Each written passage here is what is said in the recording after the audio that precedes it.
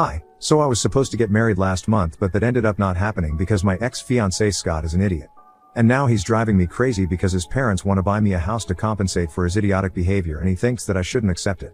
I don't understand what to do now. For context, Scott and I are both 25. We met in college and have been together since graduation. He didn't ask me out before, even though we had a back and forth flirtation thing going on ever since we became friends in our second semester. However, after we graduated, he finally worked up the courage to ask me out and I said yes. After dating for a couple of years, he proposed to me last year and I said yes. He and I have had a perfect relationship and I didn't think anything could possibly go wrong, but man, was I wrong. Before me, Scott had been with only one other woman, and that was his childhood sweetheart. Let's call her Caroline. I had never personally met her, but I had seen a couple of photos of her from his high school yearbooks. They had been voted best couple when they graduated, and it made sense because they had been together since middle school. He never spoke about her, but I did get to know from a couple of his friends that they had been inseparable while they were growing up. They had been best friends when they were in elementary school, which turned into a relationship by middle school, and by the time they were in high school, they were actually planning to get married. Unfortunately, it didn't work for them because Caroline's father wanted her to go to business school in New York, which was really far away. They tried to make things work and continue the long-distance relationship, but they couldn't, and it led to a lot of fighting. So they broke up a few months after college started. I didn't know about any of this until much later because Scott introduced me to his school friends after we had already been together for 3 months. I did find it weird that he hadn't mentioned anything about Caroline when we first started dating, because it felt like a pretty significant thing to skip telling me since they had been together for so long and even had plans to get married after college. Also, the fact that they had broken up in the first year of college, and by then, Scott and I were already friends and did have a bit of a cute little flirtatious thing going on. I had no idea he was struggling with a breakup at the time. Even after we started dating, he didn't tell me anything about Caroline. And since he had deleted all photos of her from his social media, I couldn't find out about her myself either while I was stalking him before we started dating. I don't think his school friends would have mentioned Caroline either, but one of them slipped up. The day I learned about her had also been the day of our first big fight as a couple, so I remember it quite clearly, obviously. It had been his birthday and he had invited all his school friends over so he could introduce me to them and we could have dinner together. I had already met his family, and since we were in college together, I knew that group of friends as well. These were the only people who didn't know me, so we hosted a special dinner on the day of his birthday for them to get to know me, but it was actually I who got to know Scott better that day. While we had been talking after dinner, Scott left the room to attend a call from a relative since his friends were making a lot of noise to mess with him, just like guys do. Once he was outside, one of his friends mentioned that he was pleased to see that he and I were so happy together because he genuinely hadn't expected Scott to ever be able to move on from Caroline. I had been caught off guard when he said that because at the time, I had no idea who she was, and they realized that immediately after I made a face and asked who that was. They tried to brush it off, but the cat was already out of the bag and I pushed them to tell me who they had been talking about. So they were forced to tell me about Caroline and her history with Scott. They probably knew that they had messed up and tried to cover it up by making it seem like no big deal, but as soon as I heard that Caroline and Scott had been together since middle school and had plans to go to college together, I knew that this was a big deal and I had to confront Scott about it after his friends left. Everyone had sobered up by the time Scott came back to the room and cleared out quickly afterward. Once everyone was gone, I decided to bring Caroline up and ask Scott why was this the first that I heard about her, because it seemed to me like he was trying to cover up a very important part of his life and hide it from me. I could tell at the time that he was very uncomfortable talking about this because he kept saying that it was no big deal and tried to downplay the significance of that relationship. He tried to convince me that Caroline had meant nothing to him and that it had just been a stupid high school relationship, which he had completely moved on from. But I didn't buy it because I was hurt that he hadn't told me anything about this woman. I insisted that he tell me everything because it was important for me to know, but he didn't think that Caroline had anything to do with our relationship and refused to talk about her. When I kept pushing him, he snapped at me and told me to mind my own business. So that led to our first big fight, and I ended up spending the night at a friend's place because he had been simply horrible that day. He had told me that it wasn't his job to make me feel less insecure, especially when it came to a past relationship that he didn't even want to discuss. He completely glossed over the fact that he had kept this a secret from me for no real reason and made it all about me and my issues, saying that I was getting insecure over a past relationship from high school and it showed that I had a lack of trust in this relationship, so it was insulting to him. He somehow convinced me that I was getting upset for no reason and that the only reason he hadn't told me about Caroline was because he knew that I would react exactly the way that I did and get upset because he had been with her for a long time. But I would refuse to believe him if he said that it didn't mean anything to him anymore and kept feeling jealous and insecure about her. He played it quite cleverly, and a few days after the fight, I started to think that I had probably made a bigger deal out of it than what was necessary and blown it all out of proportion. So I apologized to him and he forgave me as long as I promised him that I wouldn't bring Caroline up again. He told me that the reason he didn't want to talk about her was because she was really clingy and annoying, and it was embarrassing for him to talk about her because it just reminded him that he had wasted so many years of his life with her. And he didn't want to waste more time talking about her when he was with me now. So I promised him that I wouldn't bring her up again, and we decided to move on from that fight. I did meet his school friends several times after that, and Caroline only ever came up once because I guess he had probably instructed them all not to talk about her around me ever again. The last time that I heard about her was just a couple of weeks after the fight, and I had run into the friend who had mentioned Caroline the first time that we met at the grocery store. He told me that Scott had told them about the fight that we had, and he felt like he needed to apologize for it because it wasn't his place to say anything about his relationships, past or present. And he felt bad for causing a fight between us. He told me that I had nothing to worry about, especially if it was about Caroline. Irrespective of the length of their relationship, he had never seen Scott as happy with her as he had been with me. He probably said it in order to do damage control, but I bought it, and it made me feel really happy because this meant that whatever Scott had said about him having completely moved on from Caroline was true, and the reason he was so secretive when it came to her was actually because of what he had stated and not because he was still in love with her or whatever. And that was pretty much the last time anybody ever brought Caroline up. His family knew better than to talk about her around me, and his friends had learned their lesson, so I never heard about her again, and a few months later, I had forgotten about that episode entirely. We went on with our lives afterwards, and things were simply great between us. We did have a few ups and downs like every other couple, but it was nothing out of the ordinary, and I didn't have any second thoughts about marrying him. But I guess I should have, because our marriage ended up not taking place because of Caroline, ironically. So I guess I should have taken her more seriously instead of being overly confident in the strength of our relationship. Things had been great even up until the morning of the wedding, and Scott had been as happy as I had ever seen him. There was literally no way that I, or literally anyone, could have predicted what was about to happen.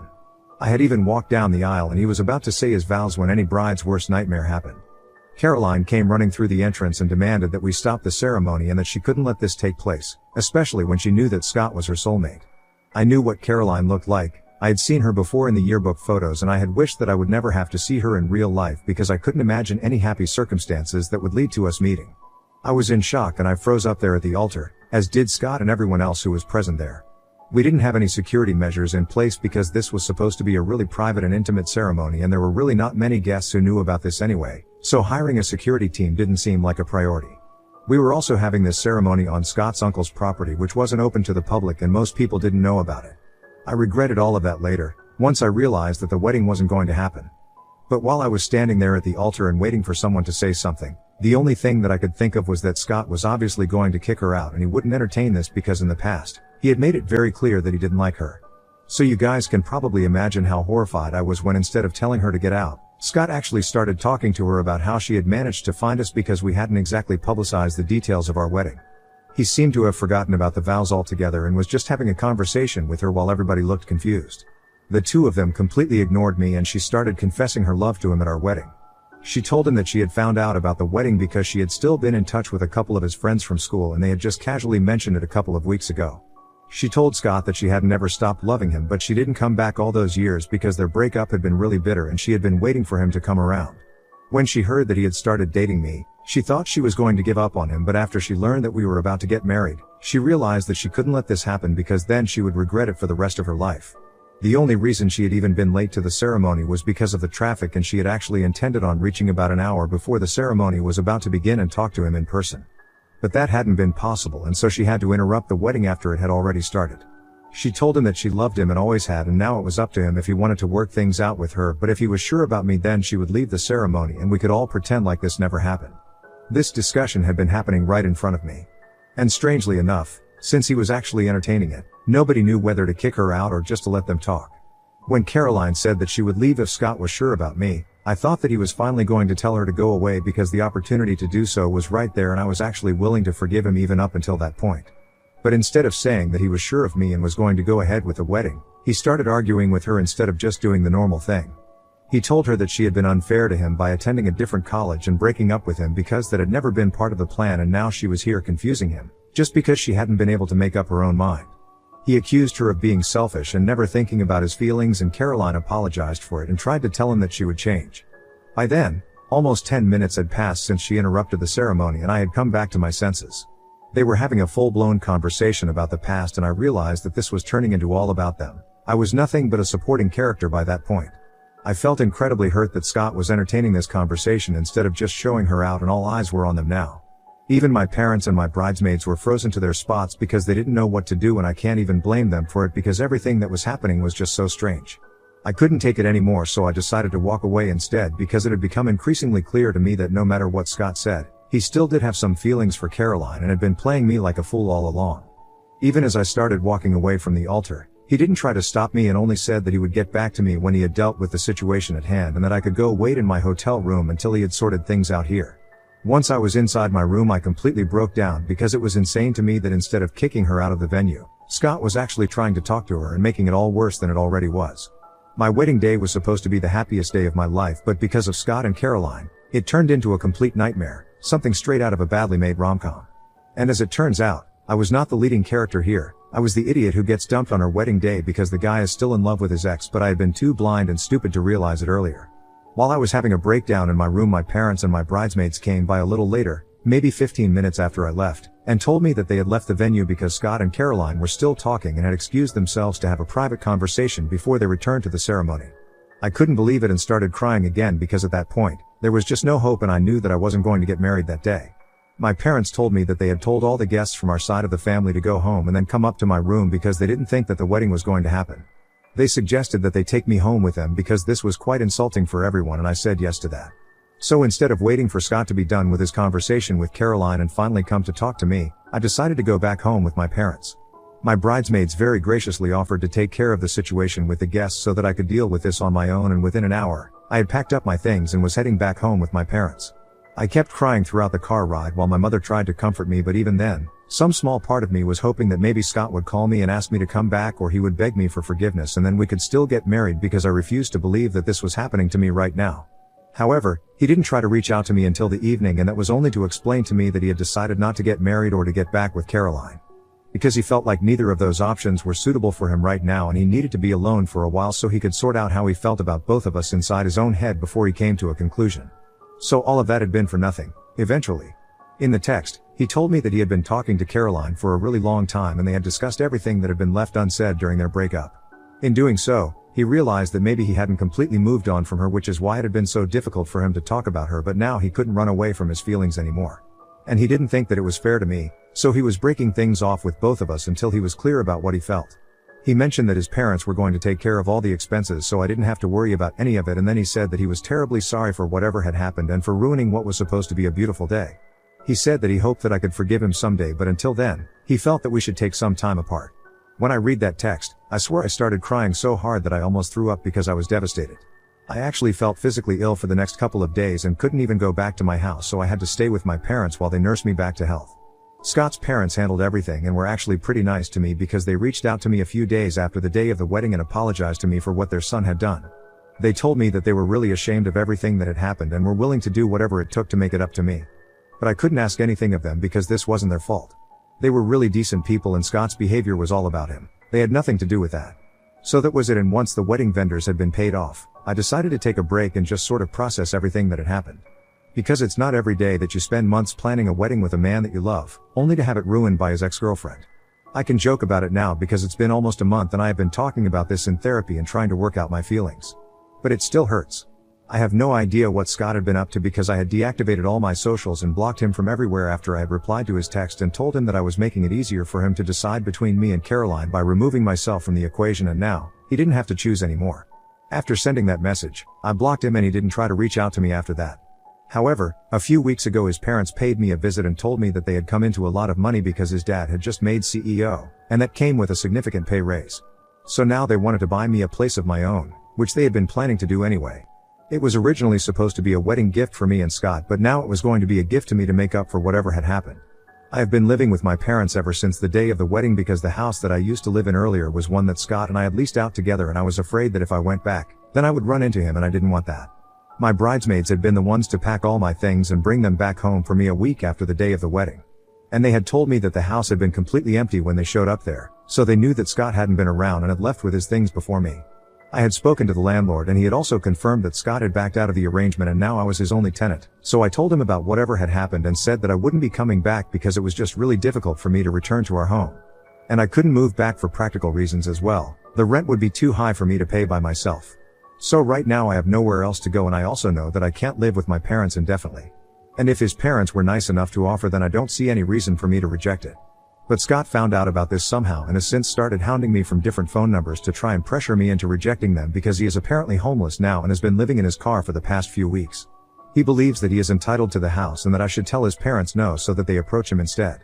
He hasn't explained anything to me, like how he ended up homeless and living in his car, or why he isn't on speaking terms with his parents anymore, and claims that it's none of my business.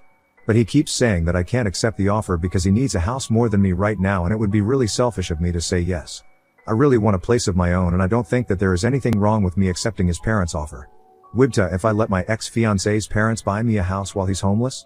Update 1. Okay, so I told Scott that I wasn't going to give him the benefit of the doubt unless he told me the truth about how he ended up homeless. And he finally confesses to me that after the day of the wedding, he decided to resign from his job and go off for some soul searching. He didn't even wait for the 2 weeks and just took off. He ended up spending a week in the Japanese islands and blew through a lot of his money. He didn't keep in touch with anyone for that 1 week, not even his parents. He had been expecting his parents to help him out by letting him live with them when he came back, but they were obviously really angry because he had disappeared without a word and hadn't even bothered to give them an explanation. But now he expected them to help him out just because he was back. So they got into a big fight, and he told them that he didn't need their help, but he soon realized that he had no place to go since he had ended his lease for our old place and he couldn't count on his parents. He could get a new apartment, but that would take some time, and he didn't have a stable income right now, so he also had to look for jobs. He couldn't live with any of his friends either because he had fought with them as well after the day of the wedding, for being loose-lipped around Caroline and telling her about the details of the wedding, and none of them were talking to him anymore. So he had no one at the moment, but thankfully he heard about his parents' offer to me from his father's realtor. That guy didn't know about the wedding falling through and had contacted him to ask what kind of house he was looking for, because he had assumed that when Scott's father told him to start preparing a list of potential properties, he was probably referring to the wedding gift that they had discussed earlier. And so he had reached out to Scott, which is how he found out that his father was buying a house, and he knew that it was for me because his father had told his realtor to look for places near my workplace. It was actually quite impressive because it must have taken him a lot of detective work to come to that conclusion, but now that I knew the truth and all my questions had been answered, I had no use for him anymore. So I disconnected the call once he was done talking and blocked that number as well. It was a really mean thing to do, but I don't care. What he did to me was far worse than this pettiness, so now I have a free pass for everything. Update 2. I finally reached out to Scott's parents and I told them that I was ready to accept their offer because I really felt like I deserved it. I also told them about Scott's homelessness, and they told me that they were ready to help him out as soon as he came to his senses and apologized to them. But if he couldn't own up to his mistakes, then there's not much that they could do for him. And I agree with them. It's about time that he learns to clean up his own messes. He has been trying to contact me ever since I hung up on him the last time, but that door is closed now. I hope he realizes that and stops wasting his own time because it's pretty embarrassing. Update 3. Hi, it's been a couple of weeks since the last update and I have officially moved into my new house. Scott's parents and my parents were all great help, and I recently even hosted a housewarming party where everyone was invited, including my guests from the wedding, because I wanted everyone to have a nice time since they had all been really gracious and helpful in the aftermath of the wedding fiasco. Everyone congratulated me because I seem to be doing a lot better than the last time they saw me, and I really am. I feel a lot better now. As for Scott, I don't really know what he is up to. A couple of my friends told me after some online stalking that he has moved in with Caroline, or at least that's what it looks like from his social media. Because he is definitely living in a woman's house, that's for sure, given the feminine decor and everything. But I don't care now, it doesn't matter to me. He can live wherever he wants to as long as it's far away from me.